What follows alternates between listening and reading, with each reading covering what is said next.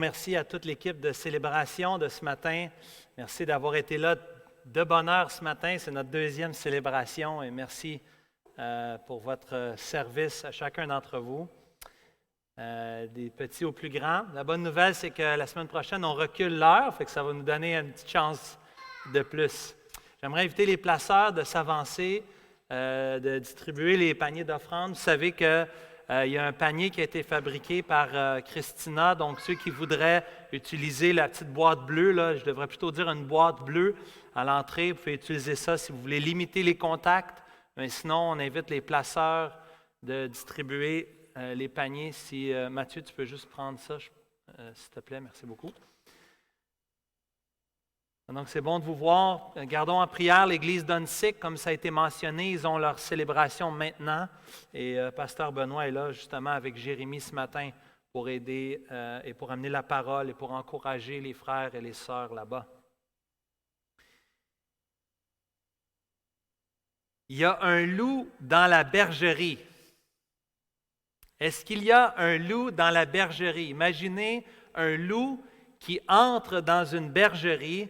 Et en plus, le Seigneur Jésus nous dit dans Matthieu chapitre 7 qu'il rentre le loup dans la bergerie déguisé comme une brebis lui-même. Il est encore plus difficile à reconnaître, à discerner quand c'est quelqu'un qui nous donne l'impression ou donne l'apparence d'être une brebis, mais en fait, c'est un loup qui est dans la bergerie. C'est de ça qu'on va parler ce matin. Tournez, s'il vous plaît, dans Tite, chapitre 1, et on va terminer le chapitre 1 ce matin, parce qu'on veut, en tant qu'Église, se poser la question, est-ce qu'on peut reconnaître les loups? Comment reconnaître les loups?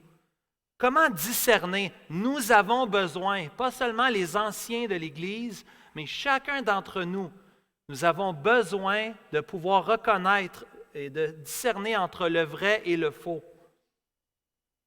Le vrai et le faux berger, le vrai et le faux docteur.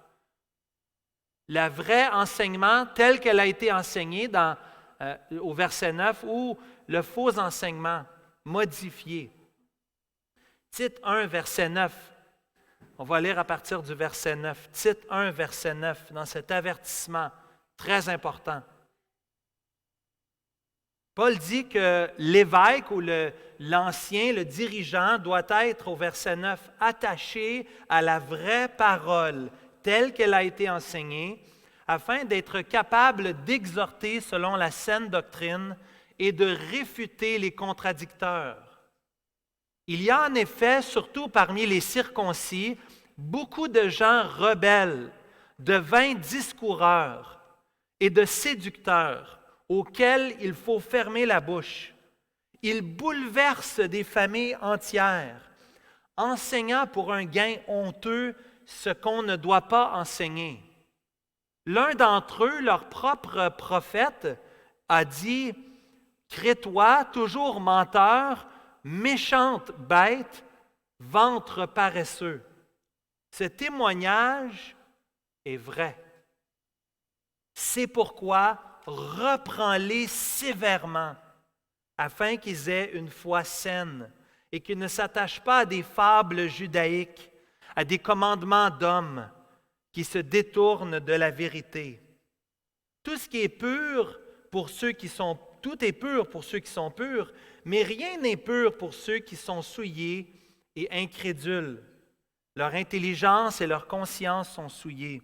Ils font profession de connaître Dieu, mais le renient par leurs œuvres, étant abominables, rebelles et incapables d'aucune bonne œuvre. Prions le Seigneur, s'il vous plaît. Seigneur, merci pour ta bonne parole. Tu veux notre bien, Seigneur. Tu veux protéger ton Église, l'Église que tu t'es acquise par ton propre sang. Chacune des brebis est importante pour toi. Et tu ne veux pas, Seigneur, qu'aucun loup puisse se saisir de ces petites brebis. Chacune est précieuse pour toi, Seigneur. Oui, enseigne-nous aujourd'hui à reconnaître le vrai du faux, à reconnaître les loups qui pourraient s'introduire au milieu de nous. Ô Seigneur, protège ton Église de tout scandale. Nous t'en prions dans le nom de Jésus. Amen. Depuis les dernières semaines, on a vu dans Tite, chapitre 1, à partir du verset 5, les qualifications des leaders dans l'Église. Paul voyait, si on veut mettre de l'ordre dans l'Église, au verset 5, Tite 1, verset 5, il faut d'abord commencer avec le leadership, avec les anciens, avec les évêques, les surveillants, les dirigeants du troupeau. Mais ensuite, à partir du verset 9, Paul va parler des responsabilités qu'il donne aux anciens, aux surveillants de l'Église, dans le but de prendre soin de l'Église, dans le but de redresser. Paul dit à Tite, il faut agir rapidement, promptement. Il y a un besoin pressant dans l'Église. Un besoin de leadership, oui. Un besoin, comme on a vu la semaine dernière, d'enseigner la vraie doctrine. Que celui qui est ancien est attaché à la vraie doctrine dans le but d'exhorter. Et il y a un aspect positif ici, mais aujourd'hui, on voit l'aspect négatif ou l'autre côté de la médaille. Non seulement qu'il est attaché à la parole pour gentiment, doucement adresser, encourager les frères et les sœurs, mais ici, il y a cette deuxième voie de l'ancien, du leader, celle de reprendre, celle de réfuter, celle de s'opposer, de contredire même celui qui dit le mal ou qui fait le mal. On parle ici de refuter les contradicteurs au verset 9, et on voit que c'est le même mot qui est utilisé un petit peu plus tard, lorsqu'on voit au verset 13, c'est le même mot qui est utilisé de reprendre. Donc, réfuter et reprendre, c'est vraiment la même idée. Dans l'original même, c'est le même mot qui est utilisé. Reprendre, réfuter. Le but étant d'avoir une foi saine, on le voit au verset 13. Le but de cela n'est pas juste de vider l'Église ou d'enlever. Non, le but, c'est qu'il y ait une repentance, c'est qu'il y ait un retour, c'est que les gens dans l'Église aient une foi saine. Une doctrine saine produit une foi saine, une vie spirituelle intérieure qui est saine. Et c'est tellement important parce qu'on vit dans un moment important de combat spirituel. Vous pensez sans doute qu'on vit des moments difficiles avec la pandémie présentement, mais plus encore, plus grave encore, c'est ce qu'on ne voit pas derrière. Derrière les gouvernements, derrière les systèmes du monde, derrière l'économie, derrière beaucoup d'enseignements pernicieux qui peuvent rentrer même dans nos écoles, parmi nos enfants, il y a un combat spirituel qui est beaucoup plus grave. Paul dit en Éphésiens chapitre 6, « Revêtez-vous de toutes les armes de Dieu afin de pouvoir tenir ferme contre les ruses du diable, car nous n'avons pas à lutter contre la chair et le sang, n'est-ce pas? Mais contre les dominations, les autorités, contre les princes de ce monde de ténèbres, contre les esprits méchants dans les lieux célestes. » Il y a un combat spirituel. Et la métaphore dans Éphésiens chapitre 6, c'est la métaphore d'un combattant. C'est la métaphore d'un soldat qui doit être courageux au milieu du combat. Nous sommes invités, les leaders de l'Église, et vous aussi, parce que nous sommes tous leaders à quelque part, nous sommes invités d'être courageux dans nos prises de position. Nous sommes invités par la parole de Dieu d'être courageux pour Dieu, d'être courageux pour la vérité, d'être courageux pour l'avancement de l'œuvre de l'Évangile. Et Paul dit qu'il faut reprendre, même dans Tite 2, verset 15, c'est un thème récurrent dans la lettre. Il va revenir dans Tite 2, verset 15 sur cette idée de reprendre, dans la deuxième partie du verset 15. De reprendre. Mais aujourd'hui, ce n'est pas très populaire. Reprendre quelqu'un, même pour nous les parents, hier soir, on a eu une discussion autour de la table et on a dû faire certains ajustements, comme dans toutes les familles, vous savez, hein? Il faut se parler. Des fois, il faut avoir, comme un de mes amis dit, des discussions difficiles. Ce n'est pas nécessairement plaisant, mais c'est nécessaire. Il faut ajuster. Mais de reprendre quelqu'un, même à la maison, ce n'est pas très populaire. On n'est pas populaire, n'est-ce pas? Lorsqu'on reprend quelqu'un, lorsqu'on dit à quelqu'un que ce qu'il dit ou ce qu'il fait, ça ne marche pas avec Dieu, ça ne marche pas avec la parole, c'est mal, c'est péché, ça fait de la peine aux autres, ça amène de la difficulté dans notre système familial ou dans notre Église. En fait, aujourd'hui, si tu reprends quelqu'un, on va dire que tu es intolérant. On va dire que tu manques d'amour, que tu es négatif. Fait qu'on ne peut plus rien dire aujourd'hui si on dit quelque chose. Et il y a eu des débats récemment, des débats parmi nos voisins du Sud où il y a des tensions très fortes où peu importe que tu dises quelque chose ou que tu dis rien, ça ne va pas bien. On ne peut pas dire, on ne peut plus parler. Il y a un côté muselé où on est limité. Et Paul dit à Tite, dans l'Église, ça ne peut pas être comme ça. Dans l'Église, ça ne fonctionne pas. Dans l'Église, surtout par rapport aux faux docteurs, il faut mettre en lumière, il faut réprimander, il faut corriger, il faut réfuter ceux qui disent le mal. Et si vous pensez que le Seigneur Jésus était empreint d'amour, plein de douceur, on l'a vu tout au long de son ministère.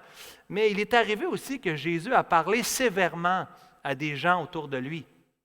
Vous savez que Jésus a traité les religieux, les pharisiens, les scribes, les gens qui manipulaient. Le Seigneur Jésus les a traités d'hypocrites, aveugles, sépulcres blanchis, race de vipères, pères du diable, insensés, enfants de la géhenne, enfants de l'enfer, ou serpent. Le Seigneur Jésus ne va pas avec le dos de la cuillère envers ceux qui sont des faux docteurs, ceux qui sont des contradicteurs, comme nous dirait ici le texte dans Tite chapitre 1 au verset 9. Quels sont les premiers fruits des contradicteurs? Vous allez voir que le texte ce matin, c'est un texte intéressant, c'est presque cyclique. Au verset 10, on va voir des premiers fruits des faux enseignants. Les premiers fruits, on les voit au verset 10, mais ensuite, Paul va faire une métaphore au verset 12. Il va parler des gens autour de ce prophète qui parle de la réputation plutôt des gens de Crète. Et encore, on voit d'autres fruits. Et encore au verset 16, on voit aussi les fruits des faux docteurs, des faux enseignants. Il y a des fruits qui sont manifestes et auxquels on doit s'attarder ce matin. Mais regardez d'abord au verset 10. Quelles sont les caractéristiques des contradicteurs? Bien, au verset 10, on voit premièrement qu'ils sont rebelles. Qu'ils sont rebelles, ça veut dire qu'ils vont à l'encontre de Dieu. Ça veut dire que ce sont des vains discoureurs. Ça veut dire qu'ils disent des belles choses. Ils ont de la répartie, comme on pourrait dire. Mais ça mène nulle part et ils ne disent pas grand-chose, certainement pas grand-chose d'édifiant. Et finalement, on voit qu'ils sont des séducteurs. Ça veut dire qu'ils utilisent le langage ou l'enseignement ou leur influence dans le but de tromper les gens, dans le but de prendre avantage des autres.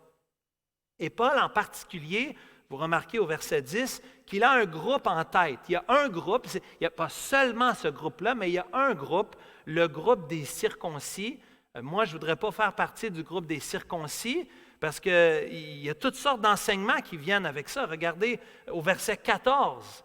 Le verset 14, je vous ai dit, c'est comme cyclique. Il va nous donner un peu plus de détails sur c'est quoi ces circoncis. Quelles sont les caractéristiques? Mais vous remarquez au verset 14 qu'ils s'attachent à des fables judaïques, à des mythes, à des allégories, à des légendes. Il semble que les Juifs aimaient utiliser l'Ancien Testament de toutes sortes de manières pour contrôler les gens. Et ils trouvaient des sens même. Ils allaient au-delà du premier sens du texte, mais ils allaient plus loin pour essayer de développer toutes sortes de mythes et d'allégories, de légendes urbaines. Et finalement, c'était des façons détournées de contrôler des gens puis d'avoir du pouvoir et de l'influence. La deuxième chose qu'on connaît des Juifs, les circoncis ici, ça fait référence aux Juifs. La deuxième chose qu'on voit partout dans le Nouveau Testament, et c'est probablement le cas ici aussi avec les gens à Crète, c'est le légalisme. Le légalisme, ça veut dire d'ajouter des lois ou des règles à l'Évangile, à la bonne doctrine. En fait, on dit que l'Évangile, ce n'est pas assez, il faut ajouter à la bonne nouvelle toutes sortes de choses à faire et à ne pas faire. Des règlements, des commandements qui sont, c'est intéressant qu'on voit au verset 14, ce sont des commandements qui nous est dit, des commandements d'hommes. Des commandements d'hommes. Ce n'est pas des commandements qui viennent de Dieu, c'est les hommes qui aiment ajouter ces « fais ci et fais pas ça », ces listes. Plusieurs même sont sécurisés par des choses à faire, à ne pas faire, et voient même le fait de venir à l'Église, le fait de faire partie de l'Église, ils le voient comme une chose qu'ils doivent faire. Check, je l'ai fait, je suis allé à l'Église. C'est comme un comportement à faire. Mais est-ce que ça vient du cœur? Paul, ici, veut adresser un problème qu'on voit dans l'Église qui est à Crète, mais un problème qui peut s'apparenter à notre vie, à nous aujourd'hui. Et c'est intéressant, vous remarquez aussi au verset 10, l'emploi de cette qualification. Il n'y a pas juste des gens rebelles, mais Paul dit qu'il y a beaucoup de gens rebelles. Ce n'est pas une personne, mais il y en a beaucoup, il y en a plusieurs. Il y a une épidémie de gens rebelles sur l'île de Crète et qui font du trouble et qui vont déranger l'Église. Et on va voir comment on doit adresser les faux docteurs, comment on doit les reprendre, comment on doit les corriger. Mais avant de continuer, c'est certain qu'aujourd'hui, en 2020, on doit se poser la question, qui a de l'influence sur nous? Ce n'est pas seulement celui qui enseigne le dimanche matin, plus que jamais dans l'histoire de l'humanité, avec la venue de la technologie, avec l'Internet, avec l'accès des réseaux sociaux, il y a de grandes influences sur nos vies, outre que celles qui sont dans l'Église. Ça ne veut pas dire qu'il n'y en avait pas à l'époque, mais aujourd'hui, avec l'Internet et la mondialisation, il est facile pour un faux docteur, un imposteur, un trompeur, un séducteur, un vain discoureur, quelqu'un de rebelle, d'avoir une auditoire qui va bien au-delà de sa propre ville ou de son village. Aujourd'hui, le village, c'est le monde. Aujourd'hui, tu peux dire quelque chose, le mettre sur une plateforme et ça va être distribué, n'importe qui dans le monde peut le voir.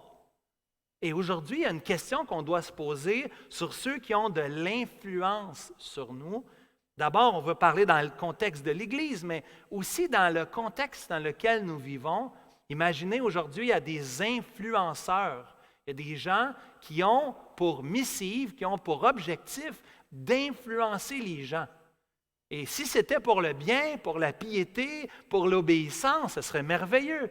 Mais aujourd'hui, beaucoup de gens veulent nous influencer pour qu'on achète certaines choses, pour qu'on agisse d'une certaine manière. Des artistes, des politiciens, des gens dans notre entourage même. Et est-ce qu'on influence de la bonne manière? Est-ce qu'on est en train de séduire les gens dans le but de gagner pour nous-mêmes? Est-ce qu'on, par des vains discours, est-ce qu'on est en train de faire déchoir? Aujourd'hui, on est dans la surinformation. On vit dans l'époque où on est bombardé d'informations. Puis des fois, on doit se poser la question au niveau même de la quantité d'informations. Combien je suis en train d'ingérer d'informations et quelle influence ça peut avoir sur moi? Le Seigneur nous invite de s'attacher à la vraie parole, telle qu'elle a été enseignée, dans le but de réfuter les contradicteurs. Si tu veux savoir reconnaître le vrai du faux, il faut que tu étudies le vrai. Il faut qu'on passe du temps à ingérer les bonnes influences de la parole de Dieu pour savoir quoi faire. D'abord pour discerner, mais ensuite pour savoir quoi faire avec les faux enseignements, les faux messages qu'on reçoit autour de nous. Et vous remarquerez, troisièmement, donc si premièrement on dit qu'il faut réfuter les contradicteurs, Deuxièmement, qu'on a vu les caractéristiques des contradicteurs au verset 10. Troisièmement, on voit notre responsabilité face aux contradicteurs, aux faux enseignants, aux faux docteurs. Et la responsabilité, elle est très claire, elle est très forte. Paul, il prend des mots, ce n'est pas une allégorie ici, Paul va direct au but, il est très direct. Il faut, nous est dit au verset 11, il faut fermer la bouche. Ça veut dire de museler. C'est comme un museau qu'on met sur un cheval, c'est de mettre une bride. C'est d'attacher la bouche de quelqu'un pour l'empêcher de parler. Il faut empêcher ces gens de parler. Il ne faut pas juste les ignorer, il ne faut pas juste être gentil avec eux. Non, Paul dit qu'il faut leur fermer la bouche. Il faut les réprimander, puis il faut qu'ils arrêtent de dire ça. Concrètement, en 2020, c'est difficile, on le dit depuis tantôt, comment on fait dans l'ère de l'information où on peut avoir toutes sortes d'informations. Comment on fait pour fermer? Il y a tellement d'autres plateformes. Est-ce qu'on doit se bloquer? Est-ce qu'on doit devenir ceux qui vont dans des monastères? Je ne pense pas que c'est ça que le Seigneur nous demande. Mais ici, il faut qu'on prenne conscience du danger qui nous guette. Parce que le danger est réel. Écoutez, regardez au verset 11. Regardez les conséquences que cela apporte. Non seulement qu'on a la responsabilité de fermer la bouche, il faut le faire parce que, regarde, la conséquence, c'est que les familles sont bouleversées. Les familles entières sont bouleversées, sont ébranlées, sont troublées par des faux enseignements. Parce que les faux enseignements, ce n'est pas juste conceptuel ou théorique. Garbage in, garbage out. Ce que tu vas ingérer, c'est ça qui va sortir. Ce que tu mets dans ton cœur, c'est ça qui va ressortir dans les situations de ta vie de tous les jours. Et les faux enseignements ont cet effet pernicieux de donner un semblant de vérité, mais en fait, il y a de l'erreur, du mensonge. Et ça peut ébranler des familles, ça peut ébranler des individus et avoir un effet dévastateur dans l'Église. C'est arrivé dans certaines églises ici au Québec, si on parle juste de notre histoire, où il y a eu de grandes divisions à cause de cela, à cause de fausses doctrines, à cause de faux enseignements qui sont entrés dans l'Église. Et par le temps qu'on s'est rendu compte, par le temps qu'on a confronté ça, ça a apporté la division même dans l'Église, malheureusement. On doit fermer la bouche. Et c'est intéressant qu'au verset 10, vous remarquez, le « il faut fermer la bouche », ça va un peu avec le verset 7, où il faut que l'évêque soit irréprochable. Voyez-vous que Paul dit que ce sont des choses nécessaires, ce n'est pas optionnel. Il faut avoir des hommes, des femmes qui aiment Dieu, qui sont attachés à la parole de Dieu dans l'Église. On l'a dit la semaine dernière, tous les chrétiens, on est invités d'examiner les Écritures pour voir si ce qu'on nous dit du haut de la chair, c'est exact, que ça représente ce que la parole de Dieu nous enseigne. Mais en particulier, il faut que nos anciens, il faut que nos hommes de Dieu, nos leaders, nos pasteurs, soient des hommes attachés à la parole. Il faut que ce soit des hommes qui soient irréprochables dans leur caractère. Parce que c'est comme ça qu'on est capable de faire la différence entre un vrai docteur et un faux docteur. Un vrai docteur, un vrai enseignant, un vrai berger, on le voit dans sa vie, dans son intégrité. Pas dans sa perfection. On se rappelle quand on a parlé d'irréprochable, il faut que l'évêque soit irréprochable. Ça ne veut pas dire parfait, mais ça veut dire quand même qu'on ne peut pas lui reprocher quelque chose. Ça veut dire qu'il n'est pas en scandale. Parce que les faux enseignants, ils sont rebelles, ils sont séducteurs. On va voir les fruits des faux enseignants. Et pour vous, c'est une des meilleures façons de reconnaître le vrai du faux, c'est de regarder à la vie du leader. C'est pour ça que le Seigneur met tellement d'emphase sur les qualifications. On l'a vu depuis les dernières semaines, dans les versets 6 à 9. Le Seigneur met tellement d'emphase là-dessus. Le standard est très élevé et c'est volontaire. L'Église elle est précieuse pour le Seigneur Jésus. Le Seigneur Jésus est mort pour son Église. Et il veut que ceux qui prennent soin de son Église soient des modèles pour le troupeau. Et le Seigneur Jésus veut qu'on puisse identifier le vrai du faux par la vie, entre autres. C'est un des éléments principaux que le Seigneur nous donne pour discerner entre le vrai et le faux enseignant. Donc, les faux enseignants, c'est intéressant encore une fois au verset 11, qu'ils ont des motifs ultérieurs. Hein? Ils ont des motifs en arrière, des motifs cachés. Des motifs, le texte nous dit, pour un gain honteux.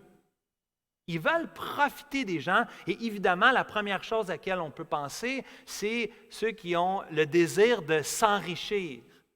On a vu ça, ça existe aux États-Unis, Creflo Dollar, ça existe, Benny Hinn, il y a beaucoup de modèles, il y a beaucoup d'exemples, Joel Osteen, j'ai une liste là, de noms que je pourrais vous dire, là, mais il y en a tellement que ça s'est multiplié comme des mauvaises herbes, n'est-ce pas?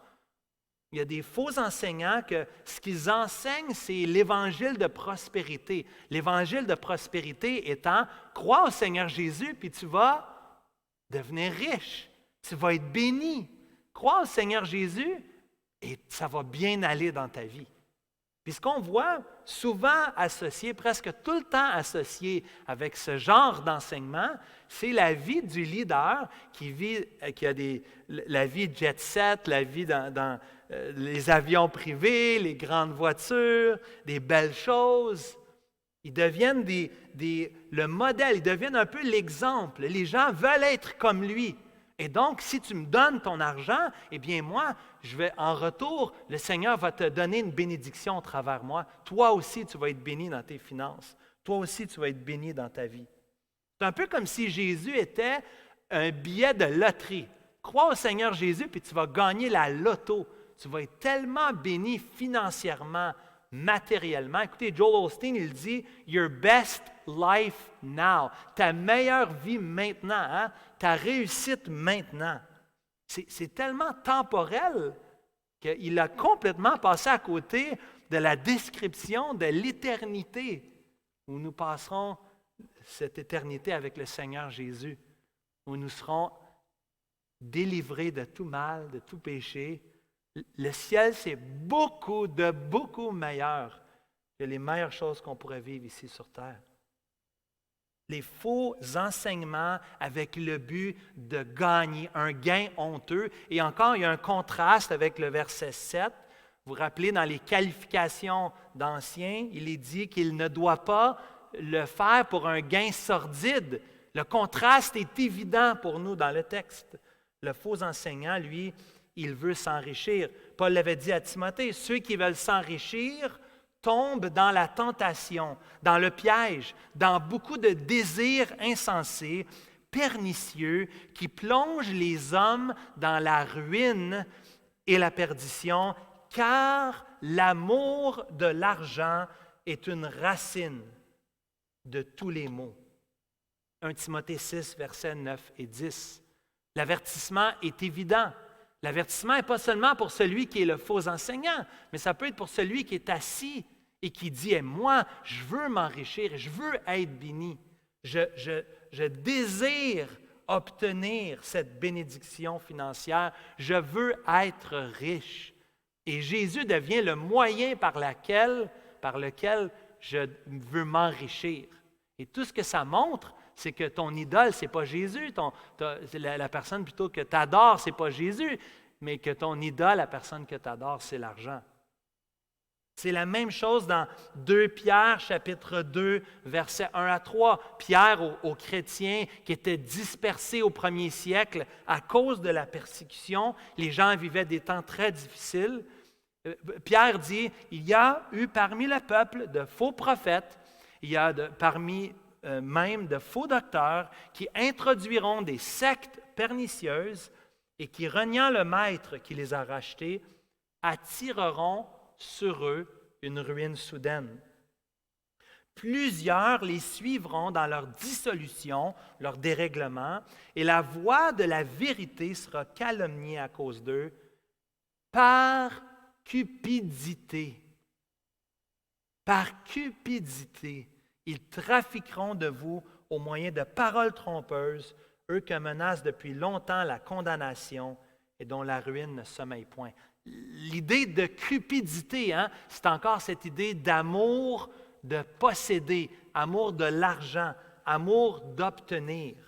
C'est ça l'idole des faux docteurs, mais aussi l'idole du peuple qui veut avoir. Il faut réaliser que les leaders, souvent qu'on a dans la société, dans l'Église, sont le reflet de nous-mêmes.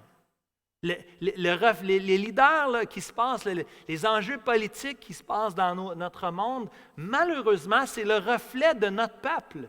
C'est le reflet de notre nation. Et ici, Paul ne va pas avec le dos de la cuillère une fois de plus. Paul va prendre un exemple dans la vie des gens de l'île de Crète. Il va prendre la réputation des Crétois au verset 12.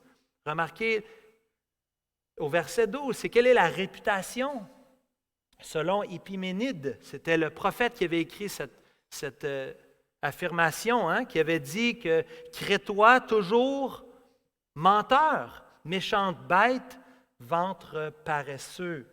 Il y a un côté sauvage, il y a un côté fauné, il y a un côté pas vrai. Il y a un côté paresseux aussi, où on veut avoir quelque chose sans trop travailler pour. Est-ce que vous voyez des faux enseignements, n'est-ce pas, des faux docteurs qui sont comme ça, qui, eux, cherchent à profiter des autres et qui, eux, font très peu d'efforts.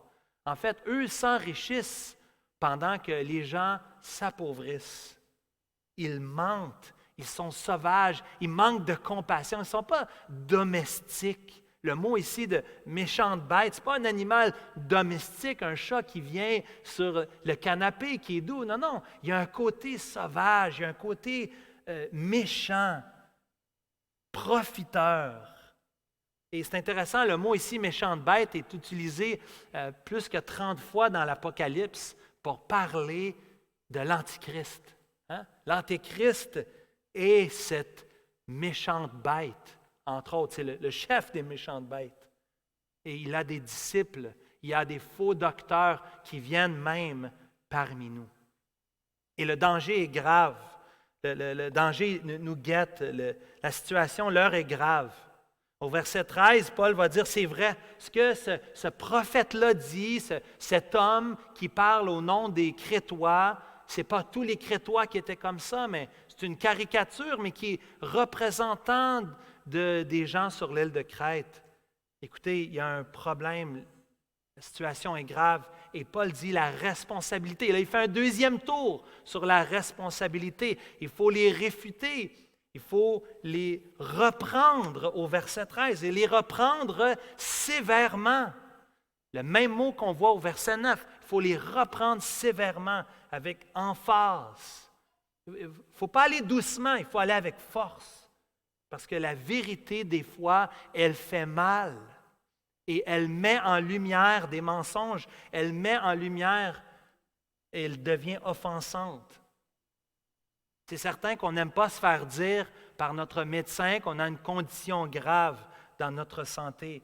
On n'aime pas se faire dire par notre patron, écoute, ce que je t'ai demandé de faire, tu ne l'as pas bien fait. Oui. Il faut le recommencer. Qui aime se faire dire des nouvelles comme cela? Qui aime se faire dire à l'école que tu as eu une mauvaise note à l'école? Personne n'aime ça. Avoir 40 %, ce n'est pas le fun.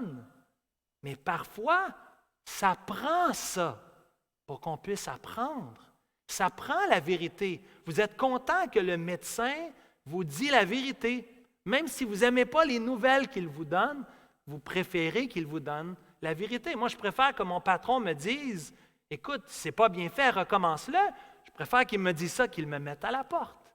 Je préfère avoir une mauvaise note si ça veut dire que je n'ai pas bien compris, parce que je ne voudrais pas arriver à l'examen final puis échouer ma classe, couler mon cours, échouer mon année scolaire. C'est mieux d'avoir les mauvaises nouvelles parce que c'est la vérité le plus tôt possible afin qu'on puisse rectifier le tir. Vous remarquez au verset 13, je trouve ça tellement merveilleux ce texte. On parle de faux docteurs, mais Paul veut quand même les gagner. C'est quand même sa première inclinaison au verset 13, c'est de les reprendre sévèrement dans le but qu'ils aient une foi saine. Avec le Seigneur, la main est toujours tendue. En premier lieu, le Seigneur veut toujours qu'on revienne. Même les faux docteurs, même quelqu'un qui dirait quelque chose qui n'est pas vrai, le Seigneur l'invite à la repentance. Et l'invite à se détourner du mal qu'il dit ou le mal qu'il fait. Le Seigneur aime les projets de restauration. Écoutez, l'apôtre Paul lui-même était sur le chemin de Damas. Il s'en allait pour tuer des gens. Il s'en allait pour amener des gens devant le Sanhédrin, pour que les gens soient jetés dehors. Il est responsable. Paul était là, il a approuvé de la mort d'Étienne. Pourtant, le Seigneur aime les projets de restauration. Il aime les grandes rénovations du cœur. Et le Seigneur, il aime vider la place au complet, prendre la pire situation et la tourner pour le bien. Et ça commence avec la conversion et ça commence avec la repentance. Et il y a des gens qui doivent se repentir. Devant les faux docteurs, on doit les inviter à la repentance, premièrement, afin qu'ils aient une foi saine. Afin que nous ayons une foi saine, on est tous invités de se repentir. Peut-être que ce matin, tu lis ce texte et tu dis, je ne suis peut-être pas un faux prophète, mais ça m'arrive des fois de dire des demi-vérités. Est-ce que je suis un menteur? Est-ce que je suis caractérisé par le mensonge? Est-ce que je suis caractérisé par la paresse? Est-ce que je suis caractérisé par la rébellion ou par de vains discours? Est-ce que je manipule les autres de façon comme un séducteur? Tu n'es peut-être pas un faux enseignant, un faux docteur, mais ce matin, mon frère, ma sœur, Dieu t'invite à te repentir. Dieu t'invite à prendre même les éléments qu'on voit ce matin dans le texte et dire, peut-être que c'est mon propre cœur qui fait cela ou qui agit comme cela ou qui désire cela. Le Seigneur t'invite ce matin, toi aussi, moi aussi. Nous sommes invités à nous repentir. Je trouve ça beau ici, dans cette idée de restaurer, d'avoir une foi saine, cette parole de Jean Calvin qui disait que le pasteur devait avoir deux voix, que les anciens doivent avoir deux voix. La voix de celui qui parle avec douceur pour exhorter, pour enseigner, pour instruire, mais aussi la voix forte pour reprendre sévèrement, pour défendre, pour ne pas laisser le mal entrer dans l'Église. Et comme parents, vous comprenez cela, n'est-ce pas? Il y a des grands-parents ici, des arrière-grands-parents, vous comprenez cela, n'est-ce pas? Qu'il y a deux voies dans la vie comme parents. Des fois, on enseigne, on essaie le plus possible avec douceur, donner des instructions, communiquer des principes. On veut être gentil, mais parfois, comme parents, il faut des fois serrer la vis un peu. Moi, j'avais eu besoin de mes parents de faire ça dans ma propre vie. Et à 18 ans, j'ai appelé mes parents. Après, j'étais en train de rencontrer quelqu'un ici dans l'Église. Et en aidant cette personne-là, j'ai vu tous les dommages que ça l'a fait dans sa vie de ne pas avoir eu des parents qui l'ont repris, qui lui ont corrigé, qui lui ont montré la voie. J'ai appelé mes parents. J'ai dit merci, maman, papa, de m'avoir repris. Merci de m'avoir corrigé. Merci de ne pas avoir laissé mon cœur aller vers la folie. Parce que la folie, nous dit les Proverbes, est attachée au cœur de l'enfant. La folie est attachée à celui, le faux docteur, le faux enseignant. Il faut reprendre. Il y a cette analogie, cette image que j'essaie de vous donner comme un père, Proverbe 3, verset 11, qui aime son fils. Qu'est-ce qu'il fait? Si tu aimes ton fils, tu le... Si tu aimes ton fils, tu le châties, n'est-ce pas? Tu le corriges. Tu ne le laisses pas aller. Si mon fils veut traverser la rue, il est tout petit. Quand nos garçons, notre fille voulait traverser la rue, attention, il y a des voitures. Attention, on doit les instruire pour leur propre bien. Et des fois, on élève le ton. Des fois, on enlève les formules de politesse parce qu'il y a un danger. Si la maison est en feu, est-ce que le policier ou le pompier arrive à la porte, il cogne doucement? Excusez-moi. Est-ce que c'est comme ça qu'ils vont parler? Est-ce qu'ils vont employer des formules de politesse quand la vie des gens dans la maison est en danger puis c'est une question de seconde? Non, c'est normal.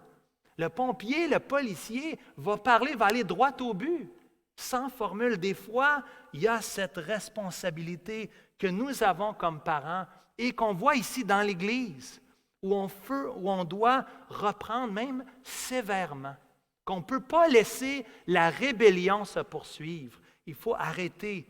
Oui, on veut toucher le cœur, mais il y a aussi un comportement inacceptable qu'on ne peut pas tolérer. Et ici, Paul dit, il faut adresser cette situation-là, reprends-les sévèrement. Tournez dans 2 Timothée, chapitre 4, passage parallèle. Paul adresse à ces deux bien-aimés, Tite, Timothée. 2 Timothée 4, c'est un passage tellement important. Paul, il dit à Timothée, 2 Timothée 4, « Je t'en conjure devant Dieu. » C'est fort, là. « Je t'en conjure devant Dieu, devant Jésus-Christ, qui doit juger les vivants et les morts, et au nom de son apparition et de son royaume. » Raconte des histoires, fais des jokes, fais des blagues. Dis des choses là, que les gens vont aimer. Il dit, prêche la parole. Prêche la parole. Insiste en toute occasion, favorable ou non. Reprends. Censure. Ça va avec notre mot, d'arrêter de parler, de fermer la bouche.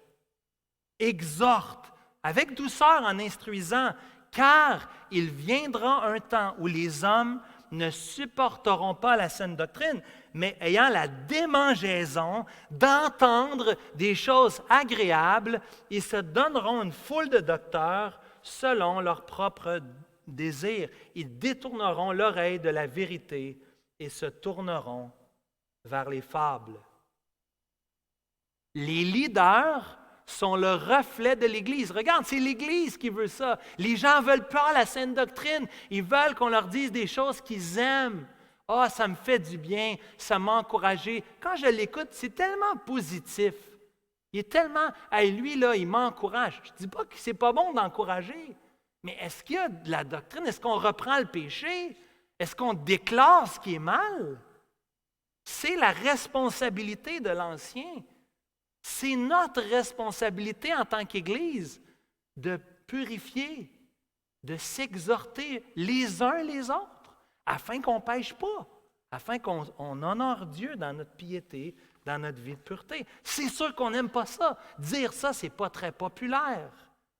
Mais c'est ce que le Seigneur veut. Et on veut les gagner, on veut tous les gagner, mais le débat ici, les discussions ont leurs limites. Un peu plus tard, dans Tite 3, versets 9 à 11, on regardera ça une autre fois. Mais Paul dit à Tite, à un moment donné, il y a des limites, à un moment donné, il faut arrêter. À un moment donné, il faut sortir, il faut éloigner les gens qui amènent des faux enseignements parce qu'ils provoquent des divisions. Il faut les éviter, il faut les sortir du milieu de nous parce que le danger est grand et la destruction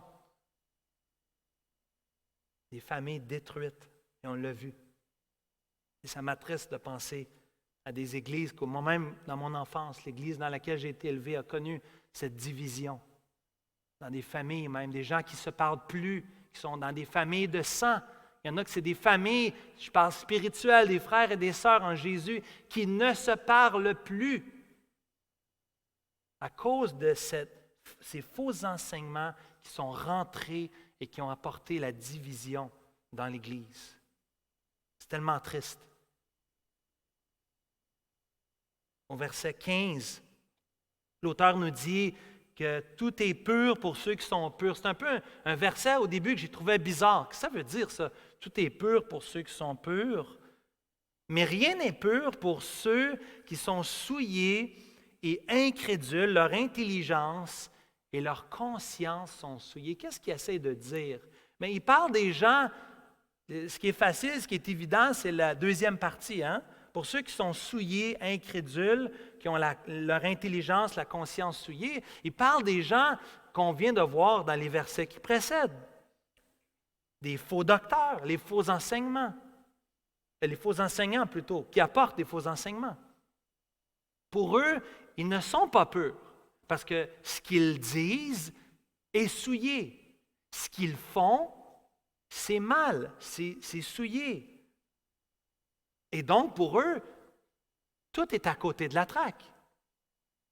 Mais pour ceux qui sont purs, c'est ceux qui s'attachent au verset 9, à la vraie parole telle qu'elle a été enseignée. Vous et moi, nous sommes purs, pas à cause de nous, mais à cause de ce que Christ a fait pour nous et ce qu'il fait en nous aujourd'hui par son esprit, comme Édouard a prié. Notre désir à nous, c'est de plaire à Dieu. Et on cherche à faire sa volonté et on réalise qu'on n'est pas capable, qu'on a besoin du secours de Dieu, non seulement pour notre salut, mais aussi pour obéir, pour suivre le Seigneur à tous les jours, pour garder ses commandements. Jésus a dit, si vous m'aimez, gardez mes commandements. Et lorsqu'il a quitté, il nous a donné le Consolateur pour nous aider à garder les commandements. Et Jésus a tout accompli, les commandements pour nous. Donc même quand je tombe, je me relève en donnant la main à mon Sauveur. Et il me prend par la main, il me relève, il me ramène. Il ne me laisse pas dans mon péché, mais il veut me voir marcher avec lui. Le témoignage ici est manifeste. Comment on fait pour reconnaître le vrai du faux? Regarde au verset 16, le résumé, la fin de cette section. C'est évident. Ils disent quelque chose, mais ils font le contraire. Ils disent et ne font pas. Ils disent une chose, mais ils vivent autrement. Ils disent connaître Dieu, mais dans leur vie, si tu regardes leurs œuvres, ils ne connaissent pas Dieu. Ils ne peuvent pas connaître Dieu. Le Saint-Esprit ne fonctionne pas comme ça. Le Saint-Esprit ne va pas nous dire d'annoncer des choses, mais après ça, de faire le contraire.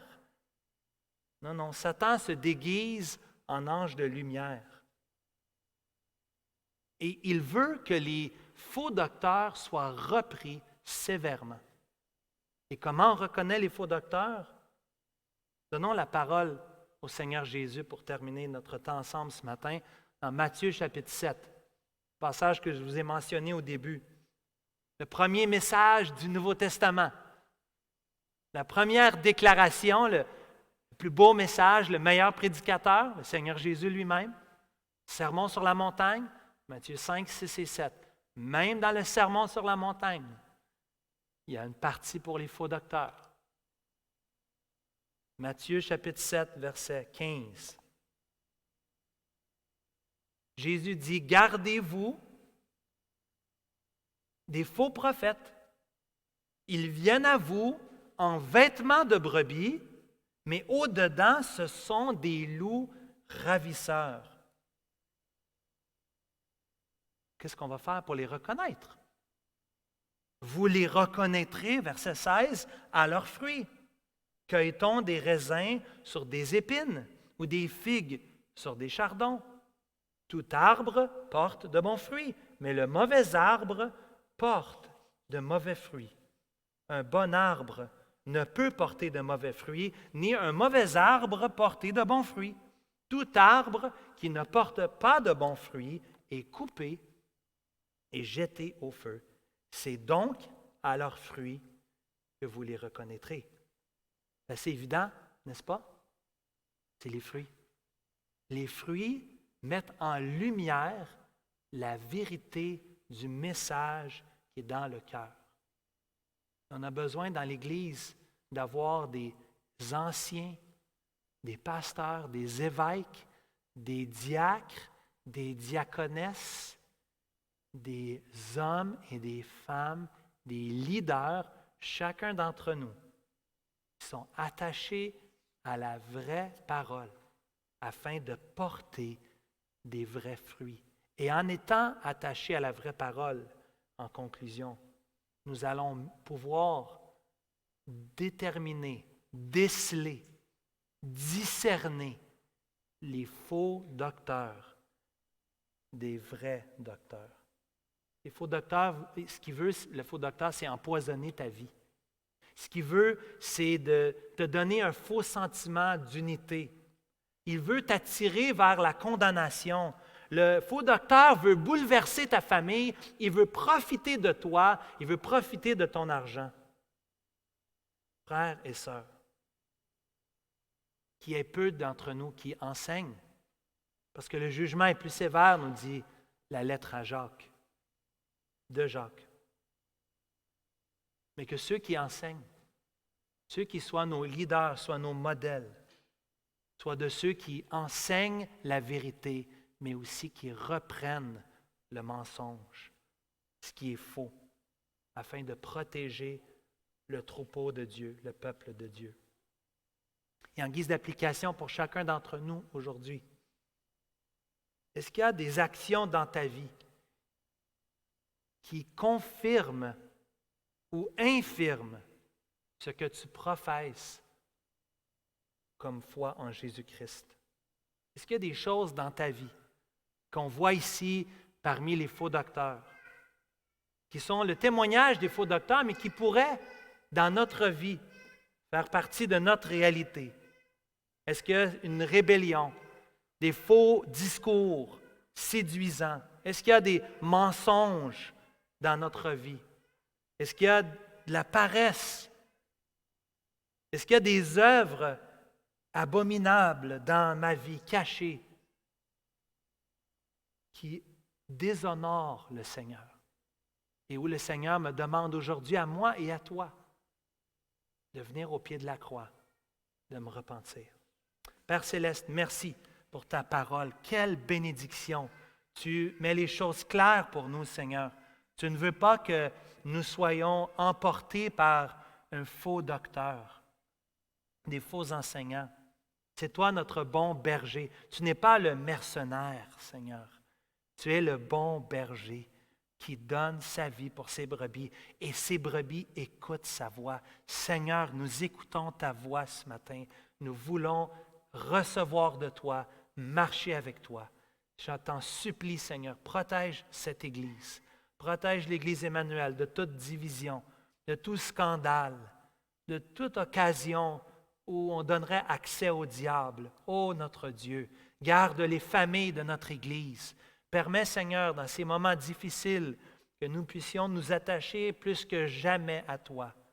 Oui, Seigneur, garde-nous de toute influence des choses qu'on peut recevoir dans nos maisons, via les réseaux, via la télévision, via toutes sortes d'influences. Père, permets qu'on puisse entendre ta voix et s'attacher à toi plus que toute autre chose. Oui, Père, bénis cette Église, bénis mes frères et mes sœurs dans le nom de Jésus. Amen.